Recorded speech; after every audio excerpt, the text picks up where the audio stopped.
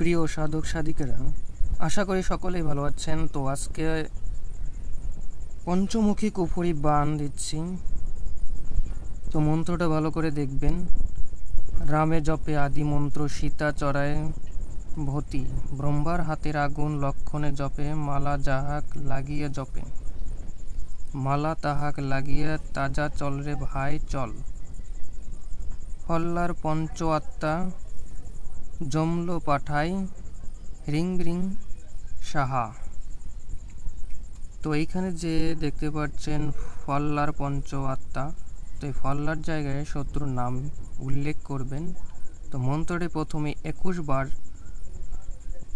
বার করিয়া শিবালয়ে বসে জপ করে সিদ্ধ করে নেবেন। অর্থাৎ শিব মন্দিরে গিয়ে যখন আপনি 21 বার এই মন্ত্রটি আসন সহকারে বসে জপ করবেন, তখন মন্ত্রটি সিদ্ধ হবে।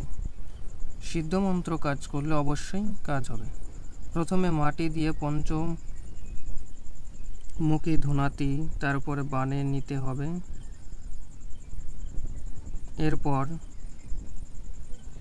যাহার উপর এই বানটা মারতে হবে তার নামে 116 পুতুলটিকে সাজাতে হইবে।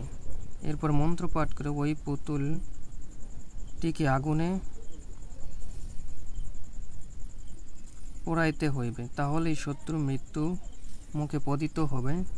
অর্থাৎ শত্রু আপনার যে শত্রু সে কিন্তু মৃত্যুর মুখে দিকে অগ্রসর হবে। অর্থাৎ তার বিভিন্ন রকমের শারীরিক ব্যাধি, পীড়া, রোগ ব্যাধি, শারীরিক অনেক সমস্যা দেখা যাবে। এরপর সে ধীরে ধীরে দুর্বল হয়ে মারা যাবে। তো মন্ত্রটা ভালো করে দেখুন, ঠিক আছে? তো আবার বলি, মন্ত্রটি 21 বার জপ করে সিদ্ধ করে নিতে হবে শিবালয় অর্থাৎ শিব মন্দিরে গিয়ে। এরপরে প্রথমে মাটি দিয়ে পঞ্চমুখী ধুনাতি বান অর্থাৎ পাঁচমুখী একটি বান তৈরি করতে হবে।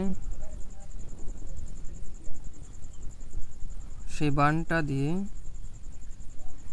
এটাকে বলা হয় পঞ্চমুখী বান। তো এখানে সোলার একটি পুতুল বানাবে, সোলা নিয়ে, এরপর 116 নিয়ে সেটা দিয়ে পুতুল বানিয়ে এরপর এই বানটা প্রয়োগ করতে হয়, ঠিক আছে? সেই পুতুলটাকে তারপরে যা এখানে মন্ত্রটা জপ করবে, মন্ত্রটা 21 বার জপ করে এরপর ওই পুতুলে ফু দিতে হবে। ফু দিয়ে তারপরে পুতুলটিকে আগুনে পোড়াতে হবে, তাহলে আপনার বান কার্যটি সফল হবে।